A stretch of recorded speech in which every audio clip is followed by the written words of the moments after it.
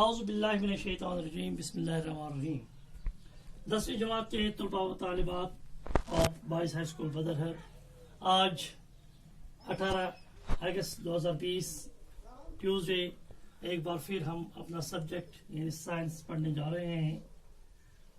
You all know that the chapter we are going to learn is chapter number 5, periodic classification of the elements.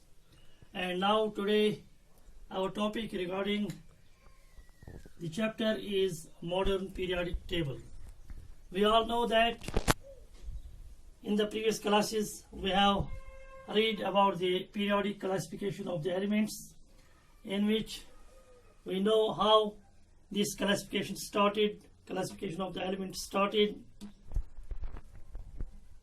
After that we came to know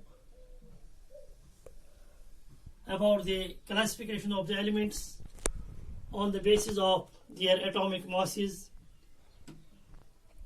given by Mendeleev, and there were some limitations too in his periodic classification of the elements. And in order to remove these errors and limitations, one more physicist, English physicist, Henry Moseley, in 1913 tried to classify the elements. He classified the elements on the basis of their atomic numbers. According to him, atomic numbers are more fundamental property than atomic masses, and the elements arranged on the basis of the atomic numbers seem to be more accurate and precise. In this regard, he gave a law known as modern periodic law. According to this law, physical and chemical properties of the elements are periodic functions of their atomic masses. According to him, if the elements are arranged in order of increasing atomic numbers, we find that after regular interval, elements with similar properties are repeated. So this periodic table is based on number first, atomic numbers, and number second, this table consists of 7 horizontal rows called periods and 18 vertical columns called groups. You can see here there are 1, 2, 3, 4, 5, 6, 7. These are known as the periods. If we go from left to right, we see there are 7 lines, or we can say 7 rows. Number 1, number 2, number 3, number 4, number 5, number 6, number 7. They are known as, according to Moseley, periods. And if we see the vertical columns this way, number 1, number 2, number 3, number 4, number 5, 6, 7, 8, 9, 10, 11, 12, 13, 14, 15, 16, 17, 18. And we find here the vertical columns which go from top to bottom in this periodic table are known as groups. So in this periodic table, modern periodic table, mostly arranged the elements in 7 horizontal columns known as periods and 18 vertical columns known as groups.